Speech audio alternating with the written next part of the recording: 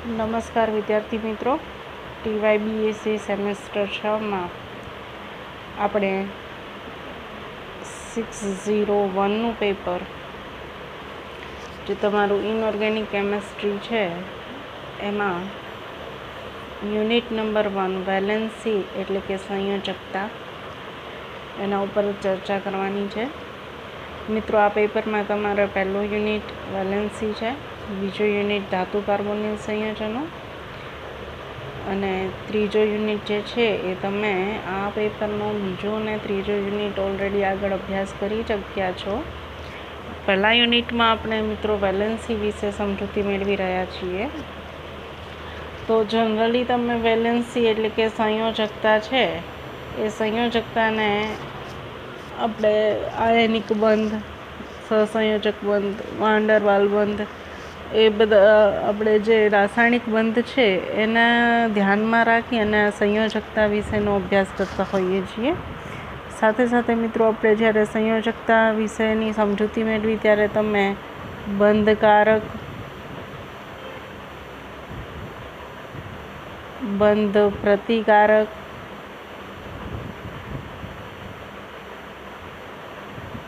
અને અબંધકારક આટલા પ્રકારના આપણે બંધ રચાય છે એનાથી પણ પરિચિત હશો. એટલે સંયોજકતાની જ્યારે વાત આવે ત્યારે તમે આ મુદ્દાઓને ધ્યાનમાં લો છો. સાથે સાથે વિદ્યાર્થી મિત્રો આપણે આ યુનિટમાં જે સમજવાનું છે એમાં આવે છે કે તમારે અહીંયા સંકરણ વિશેનો કોન્સેપ્ટ પણ સમજવાનો છે. તો આપણા અગાઉના લેક્ચર્સમાં જોયું છે એ પ્રમાણે સંકરણમાં આપણે SP2 અને SP3 પ્રકારનું સંકરણ, સાથે સાથે SP3D2 અને D2SP3 પ્રકારનું સંકરણ. અહીંયા આપણે SP3ની સાથે સાથે DSP2 પ્રકારનું સંકરણ એનો પણ અભ્યાસ કરીશું. હવે મિત્રો આપણે જ્યારે SP પ્રકારનું સંકરણની ચર્ચા કરીએ તો એક S અને એક P કક્ષક સંકરણમાં ભાગ લે છે. એટલે અહીંયા આપણે દર્શાવીએ કે ભાગ લેતી કક્ષકો તો કેટલી થઈ? અહીંયા 2. SP2માં તો 2 અને આ એક 3. એ જ રીતે અહીંયા 4, અહીંયા 3, આ 2 અને અહીંયા 1, એટલે કુલ ભાગ લેતી કક્ષકોની સંખ્યા 6 અને અહીંયા પણ 6. તો જ્યારે 6 કક્ષકો ભાગ લે અને SP3D2 અથવા તો DSP3 આ પ્રકારનું સંકરણ રચાય તો આકાર હંમેશા કેવો બને? ઓક્ટાહાઇડ્રલ બને. SP3 અથવા તો DSP2 પ્રકારનું સંકરણ થાય અને ભાગ લેતી કક્ષકોની સંખ્યા જ્યારે 4 હોય તો આકાર જે છે એ SP3માં આપણને ટેટ્રાહાઇડ્રલ એટલે કે સમચતુષ્ફલકીય મળે, જ્યારે DSP2માં આપણને મળશે સમતલીય ચોરસ. બરાબર છે. હવે SP2 ત્યારે બેન્ટ ટી પ્રકારનો આકાર મળે, બેન્ટ ટી, અને SP હોય ત્યારે આપણને રેખીય આકાર મળે છે. તો આ એક કોન્સેપ્ટ છે એ સંકરણના આધારે આપણને જુદા જુદા પ્રકારના સંકરણ, ભાગ લેતી કક્ષકોની સંખ્યા અને આકારની વાત થઈ.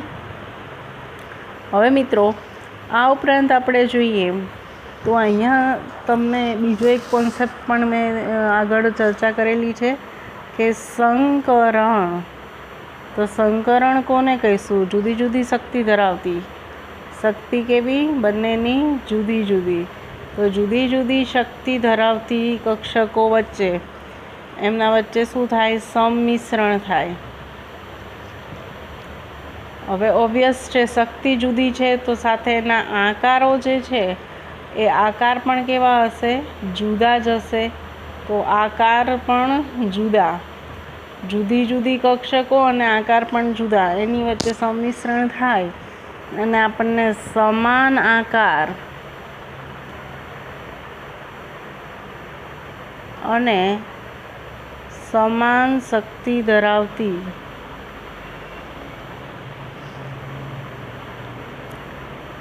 તેટલી જ સંકૃત કક્ષકો પ્રાપ્ત થાય છે.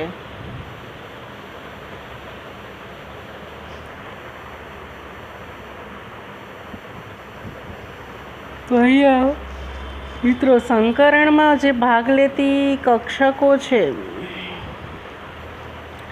એ કક્ષકોને આપણે સંકૃત કક્ષકો કહીશું. કક્ષકોને શું કહીશું? સંકૃત કક્ષકો. અને આ ઘટનાને આપણે કહીશું સંકરણ. બરાબર છે? તો આ એક કોન્સેપ્ટ છે. હવે જ્યારે સંકૃત કક્ષકો ઉત્પન્ન થાય ત્યારે આ ઉત્પન્ન થતી જે સંકૃત કક્ષકો છે એને આપણે અહીંયા સમજવાની છે તરંગ વિધેય. તરંગ વિધેયના સ્વરૂપમાં, જેને આપણે તરંગ ફલન તરીકે પણ ઓળખીશું. તો આ તરંગ વિધેય અથવા તો તરંગ ફલન છે એ sin1 અને sin2 ના ફોર્મમાં આપણને મળશે. જેટલી કક્ષકો ભાગ લેશે, એટલે કે જેટલી આપણને સંકૃત કક્ષકો મળે, સંકૃત કક્ષકો એટલી જ સંખ્યામાં આપણને શું મળે? તરંગ ફલન અથવા તો તરંગ વિધેયો મળે. તો આપણે અહીંયા SP પ્રકારનું જો સંકરણ સમજવાનો પ્રયત્ન કરતા હોઈએ, કયું? SP. તો SP પ્રકારના સંકરણમાં કુલ કેટલી કક્ષકોએ ભાગ લીધો? 2. એટલે સંકૃત કક્ષકોની સંખ્યા કેટલી? 2. માટે એમાં તરંગ ફલનો પણ કેટલા મળશે? 2. કયા કયા? sin1 અને sin2. sin1 છે એ હવે કેવી રીતે નક્કી થશે? તો આ SP કક્ષક છે એના આધારે જ અહીંયા આપણે sin S plus sin PZ દર્શાવીએ. તો અહીંયા એનો સહગુણાંક A1 થશે અને અહીંયા સહગુણાંક થશે B1. સેમ એવું જ્યારે આપણે તરંગ ફલન 2 માટેનું સમીકરણ દર્શાવવું હશે તો અહીંયા આવશે sin S plus sin PZ, પરંતુ A1ના સ્થાને અહીંયા હવે આપણે બીજું તરંગ ફલન દર્શાવીએ છીએ એટલે A2 આવશે અને અહીંયા આવશે B2. તો આ રીતે આપણને તરંગ વિધેયો અથવા તો તરંગ ફલનો પ્રાપ્ત થાય છે. અને એના આપણે જે અહીંયા સહગુણાંકો દર્શાવેલા છે A1 A2 અને B1 B2, આ જે સહગુણાંકો છે એની કિંમત આપણે શોધવાની છે. તો આપણે હવે એ આગળ અભ્યાસ કરીએ. તો તમારો ક્વેશ્ચન આવો છે કે SP જ્યારે SP સંકરણ માટે સહગુણાંકોની પ્રાપ્તિ, બંધની પ્રબળતા અને એનો બંધ કોણ દર્શાવો. તો આ તમારો ક્વેશ્ચન છે. આપણે એનો આન્સર સમજીએ તો BeF2 અણુ છે એનું ઉદાહરણ આપણે લેવાનું છે. BeF2નો અણુમાં કયું સંકરણ જોવા મળે છે? તો SP પ્રકારનું સંકરણ જોવા મળે છે. તો આ SP જે સંકરણ છે એમાં તમે જોઈ શકો છો કે એક S કક્ષક આવેલી છે અને એક P કક્ષક આવેલી છે. એ બંનેનું શું થાય છે? સંમિશ્રણ થશે. બંને કક્ષકોનું શું થાય? સંમિશ્રણ થાય. અને આ રીતે સંમિશ્રણ થઈ અને આપણને 2 સમાન આકાર અને સમાન શક્તિ ધરાવતી સંકૃત કક્ષકો પ્રાપ્ત થાય છે. આકારે સમાન અને એની શક્તિ પણ સમાન. તો જે સંકૃત કક્ષકો પ્રાપ્ત થાય છે એને આપણે તરંગ વિધેય sin1 અને sin2ના સ્વરૂપમાં દર્શાવીએ તો એ આ સમીકરણ નંબર 1 અને સમીકરણ નંબર 2 પ્રમાણે મળે. અગાઉ આપણે સમજ્યા છીએ એ પ્રમાણે જ્યારે sin1 હોય તો અહીંયા આપણે એના સહગુણાંક 1 મૂકવાના, A1 અને B1. બાકી આપણે અહીંયા જે તરંગ ફલનો મૂકવાના છે એમાં S અને P કક્ષકે સંકરણમાં ભાગ લીધો છે, માટે વેવ મિકેનિક્સના આધારે તરંગ વિધેયને આપણે સાઈ સિમ્બોલથી દર્શાવીએ છીએ. માટે sin S અને sin PZ આવશે. તો હવે અહીંયા જે દર્શાવેલા A1 A2 અને B1 B2 છે એ શું દર્શાવે છે? સહગુણાંકો દર્શાવે છે. હવે આપણે સહગુણાંકોની જ્યારે કિંમત શોધવાની હોય તો સહગુણાંકોની કિંમત શોધવા માટે આપણે આ બંને જે કન્ડિશન છે એનો ઉપયોગ કરીશું. પહેલી કન્ડિશન છે તરંગ વિધેયની નોર્મલાઇઝેશન શરત, જેને આપણે કન્ડિશનથી ઓળખીએ છીએ. તો એની શું શરત છે? તો તરંગ વિધેય કયા છે? આપણી પાસે બે તરંગ વિધેય છે, sin1 અને sin2. તો એની નોર્મલાઇઝેશન માટેની શરત શું આવશે? ધારો કે આપણે sin1 માટે લઈએ તો કોઈ પણ તરંગ વિધેયનો વર્ગ, અહીંયા sin1નો સ્ક્વેર, તો કોઈ પણ તરંગ વિધેયના વર્ગનું સંકલન એ હંમેશા નોર્મલાઇઝેશન શરત પ્રમાણે એનું મૂલ્ય કેટલું મળે છે? 1 મળે છે. હવે આ sin1ની જગ્યાએ આપણે sin2થી દર્શાવીએ તો પણ એનું સૂત્ર આવું બનશે, ઇન્ટિગ્રેશન sin2નો સ્ક્વેર dt = 1. હવે એ જ રીતે આપણે ઓર્થોગોનાલિટીની શરતને જોઈએ તો ઓર્થોગોનાલિટીની શરતમાં આપણા જે બંને તરંગ વિધેયો છે sin1 અને sin2 એ બંનેનો ગુણાકાર કરી અને જ્યારે એનું સંકલન કરવામાં આવે તો એનું મૂલ્ય હંમેશા કેવું મળે છે? 0 મળે છે. તો આ શરત થઈ ઓર્થોગોનાલિટીની શરત. અહીંયા આપણે બે શરતોનો અભ્યાસ કર્યો. કઈ કઈ બે શરત છે? તો એક છે એ નોર્મલાઇઝેશનની શરત અને બીજી છે એ ઓર્થોગોનાલિટીની શરત. નોર્મલાઇઝેશન એટલે કે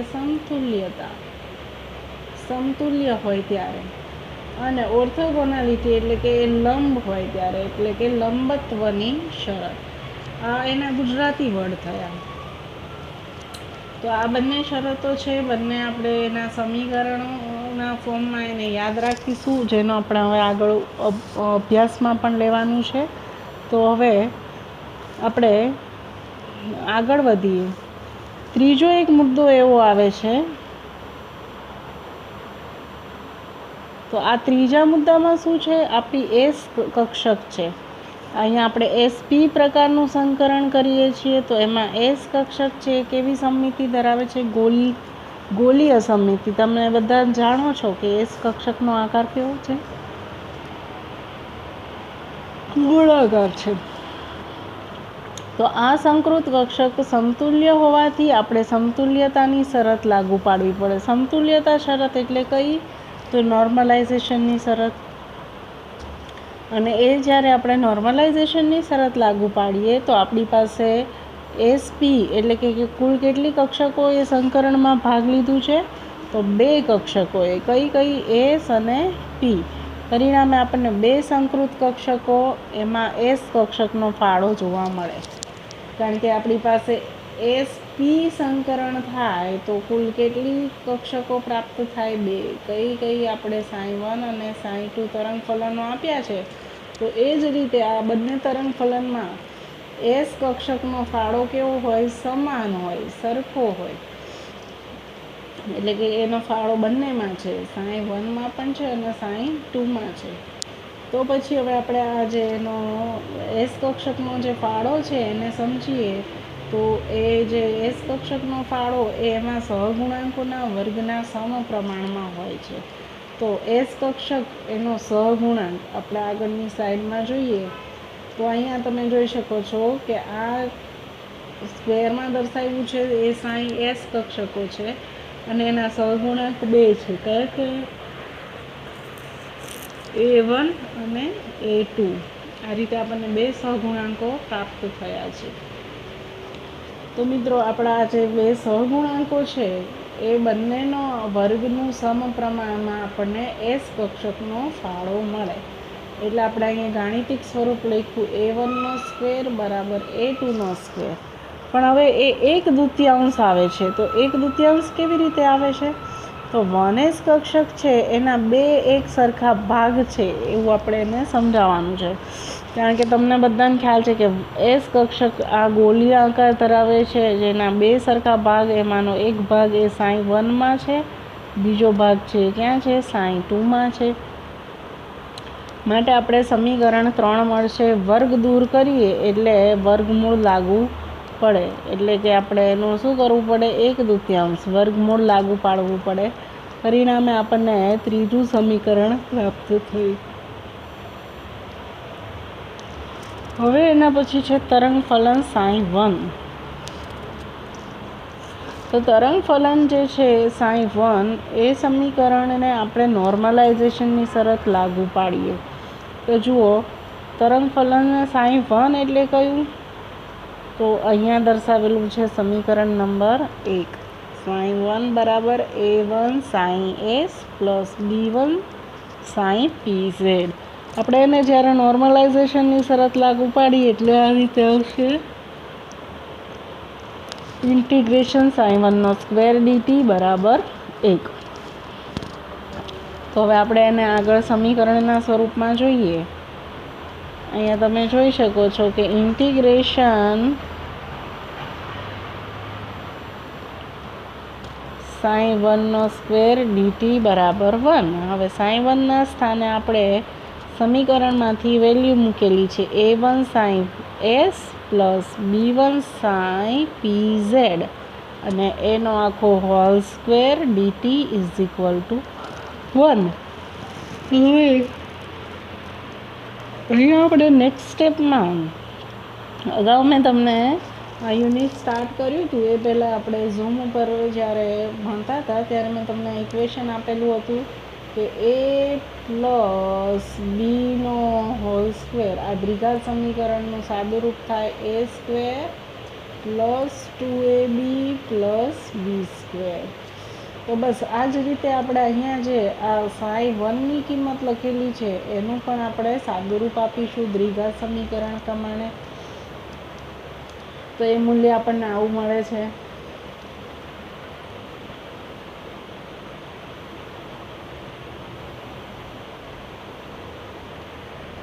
એ જોઈ શકો છો તમે a1નો સ્ક્વેર પછી sin sનો પણ સ્ક્વેર પ્લસ આપણો આ a અને આ b છે એટલે 2a1 b1 સાથે સાથે sin s into sin pz plus આપણું જે આ સમીકરણ છે છેલ્લું પદ રહ્યું એ આપણો b કહેવાય. તો આપણે અહીંયા દર્શાવીએ b1નો સ્ક્વેર ઇન્ટુ sin pzનો હોલ સ્ક્વેર અને આ બધાને આપણે સંકલન કરીએ છીએ માટે બહાર શું દર્શાવ્યું છે dt બરાબર 1.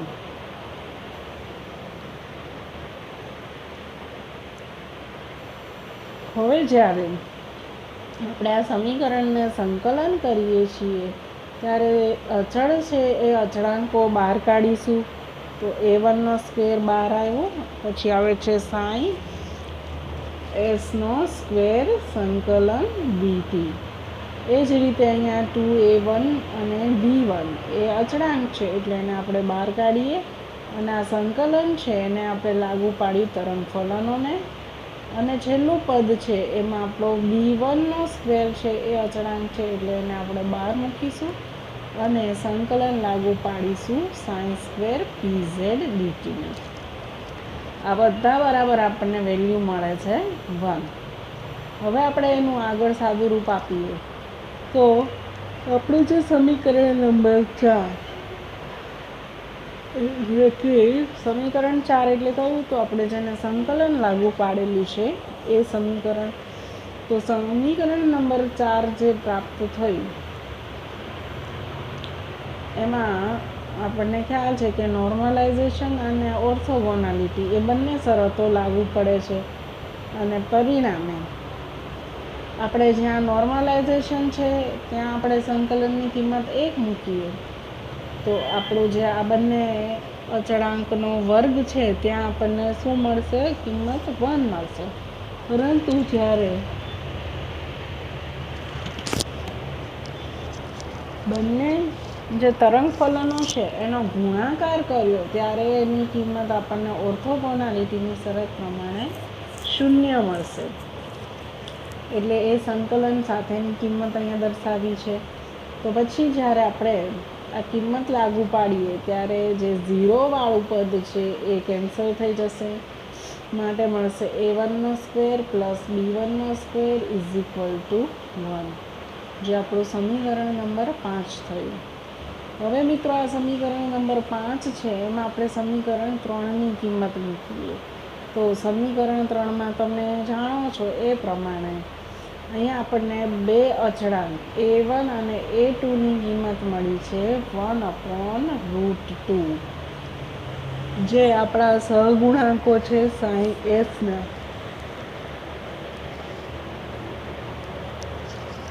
તો આપણે આ જે સમીકરણ 3માં મળેલા સહગુણાંકોની કિંમત છે એનો આપણે ઉપયોગ કરીશું, સમીકરણ 5માં લાગુ પાડીશું. તો સમીકરણ 5 જે છે એમાં તમે જોઈ શકો છો કે a1નો સ્ક્વેર છે એની જગ્યાએ a1ના સ્થાને આપણે સમીકરણ 3માંથી a1ની કિંમત મૂકી છે 1/√2. એટલે અહીંયા લાગુ પાડી. b1ની કિંમત આપણે મેળવી શક્યા નથી, જે હવે મેળવીશું. એટલે b1 સ્ક્વેર છે એને એઝ ઇટ ઇઝ રાખીએ અને =1, જે સમીકરણ 5 છે એના આધારે જ લખેલું છે. હવે જ્યારે વર્ગમૂળનું વર્ગ થાય એટલે વર્ગ અને વર્ગમૂળ બંને કેન્સલ થઈ જાય, તો આપણને કિંમત મળે 1/2. b1નો સ્ક્વેર એઝ ઇટ ઇઝ અને =1. હવે આપણે મિત્રો આ 1/2 છે એને ડાબી બાજુએથી જમણી બાજુએ લઈ જઈએ તો અહીંયા પ્લસ છે એ હવે શું બની જાય? માઇનસ બની જશે. તો આ રીતે આ 1/2 છે એ ડાબી બાજુએથી જમણી બાજુએ આવ્યા એટલે આપણું આ સ્ટેપ 1 -1/2નું થયું. હવે અહીંયા આપણે ક્રોસ ગુણાકાર કરીશું એટલે 2 - 1/2 અને 2 - 1 એટલે એની કિંમત કેટલી થાય? 2 - 1 એટલે 1 અને છેદમાં તો 2 છે જ. એટલે b1નો સ્ક્વેરની કિંમત આપણને મળે છે 1/2. હવે આ જે b1 છે એની આપણે કિંમત મેળવીએ તો અહીંયા b1નો સ્ક્વેર છે એ સ્ક્વેર દૂર કરવો પડે, એટલે કે વર્ગ દૂર કરવા માટે આપણે શું લેવું પડે? બંને બાજુએ વર્ગમૂળ લેવું પડે. અને પરિણામે આપણે વર્ગમૂળ લઈએ એટલે કે અહીંયા આપણે આ વર્ગ છે તો એનું આપણે વર્ગમૂળ લેવાનું છે. સેમ આની ઉપર પણ વર્ગમૂળ લાગુ પડે તો આ વર્ગમૂળ દૂર થશે. પરંતુ અહીંયા આ તમે જોઈ શકો છો કે =ની જમણી બાજુએ 1/2 છે, એટલે કે એનું વર્ગમૂળ છે. એટલા માટે આપણે જે સમીકરણ નંબર 6 દર્શાવ્યું છે એમાં તમે જોઈ શકો છો કે આ સ્ક્વેરમાં હવે વર્ગ દૂર થયો એટલે વર્ગમૂળ લાગુ પડ્યું. તો આપણને a1 અને a2ની કિંમત મળી હતી 1/√2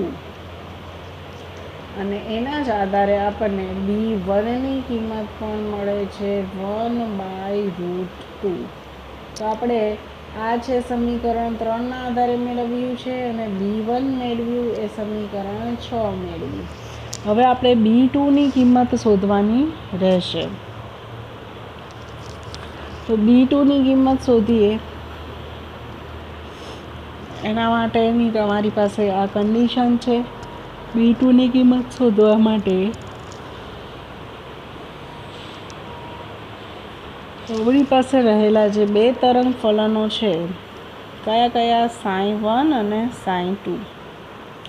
એ બંનેને આપણે ઓર્થોગોનાલિટીની શરત લાગુ પાડીશું, એટલે કે બંનેનો ગુણાકાર એનું સંકલન એ કેટલું મળે છે? 0 મળે છે. હવે sin1 અને sin2 એ આપણે સમીકરણ 1 અને સમીકરણ 2 જે છે એમાંથી એની કિંમત મૂકીએ તો sin1 માટે તમને ખ્યાલ છે કે અહીંયા સહગુણાંક 1 આવશે અને sin2 માટે સહગુણાંક છે એ 2 આવશે. તો એના આધારે આપણે sin1ની કિંમત દર્શાવેલી છે a1 sin s + b1 sin pz અને એ જ રીતે sin2ની કિંમત છે એ મળે છે a2 sin s અને b2 sin pz. એ બંનેનું આપણે સંકલન દર્શાવીએ એટલે સંકલનની કિંમત આપણને 0 મળે છે. હવે મિત્રો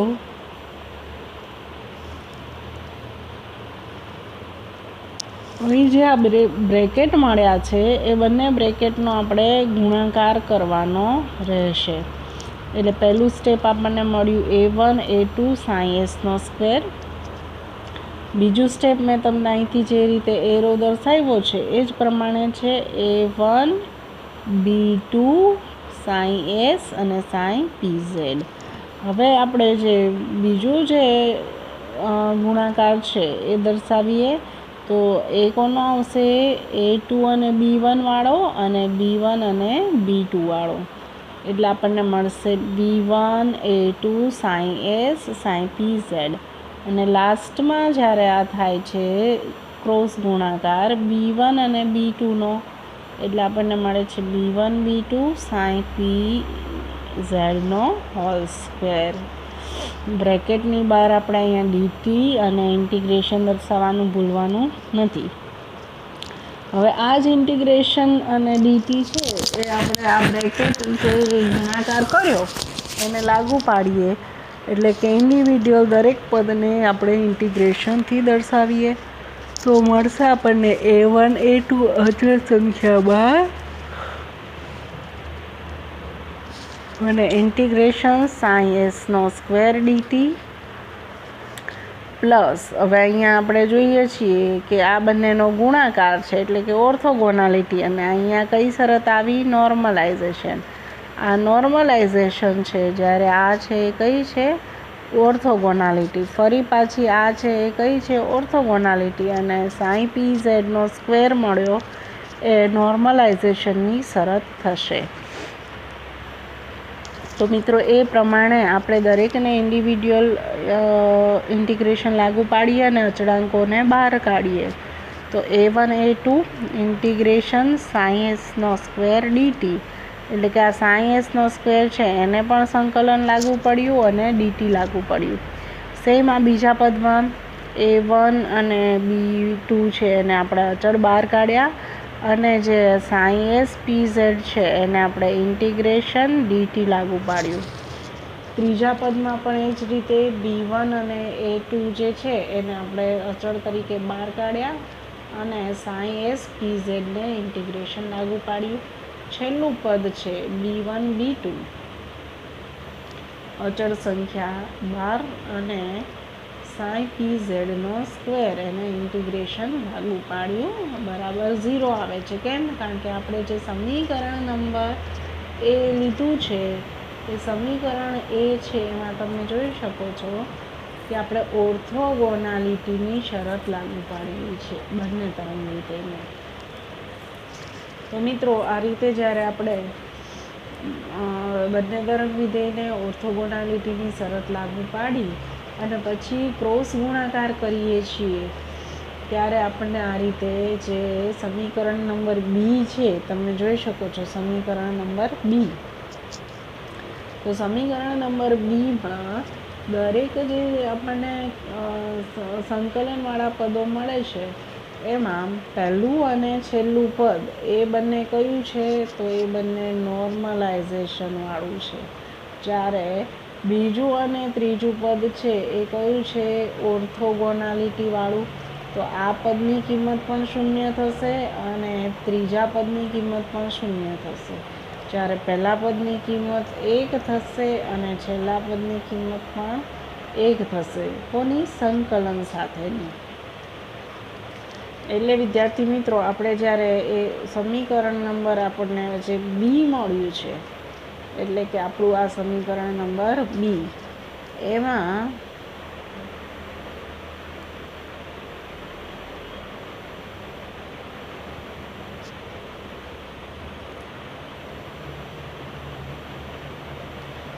સમીકરણ બી જે છે એમાં નોર્મલાઇઝેશનની અને ઓર્થોગોનાલિટીની આ બંને શરત લાગુ પાડીએ તો આપણને વધુ સરળ સ્વરૂપે સમીકરણ પ્રાપ્ત થાય. અને પ્રાપ્ત થતું સમીકરણ છે એ કયું છે? નંબર 7નું. કારણ કે અહીંયા આની કિંમત 1 થઈ એટલે આપણને એના અચળાંક છે A1 અને A2 એ પ્રાપ્ત થયા. જ્યારે બીજા અને ત્રીજા પદમાં આ બંનેની કિંમત 0 થઈ તો કોઈ પણ સંખ્યા અચળાંક ગુણ્યા 0 કરીએ તો એની કિંમત હંમેશા શું મળે? 0 જ મળે, એટલે એ દૂર થઈ જશે. સેમ અહીંયા પણ અચળાંક ગુણ્યા આપણે 0 કરીશું એટલે એની પણ કિંમત 0 થઈ જશે. અને છેલ્લા પદમાં ફરી પાછું sin નો સ્ક્વેર એનું સંકલનનું મૂલ્ય 1 મળે, એટલે એનો અચળાંક છે એ કન્ટિન્યુ રહેશે b1 b2. તો આપણને આ પ્રમાણે વિદ્યાર્થી મિત્રો 7મું સમીકરણ પ્રાપ્ત થાય છે, જે છે a1 a2 plus b1 b2 is equal two 0.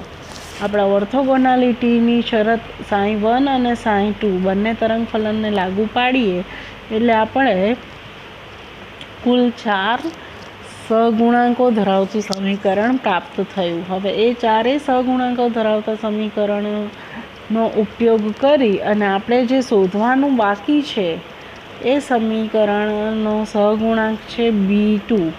અગાઉ આપણે a1 a2 છે એ સમીકરણ નંબર 3 ઉપરથી શોધ્યો છે અને b1 છે એ સમીકરણ નંબર 6 ઉપરથી શોધ્યો છે.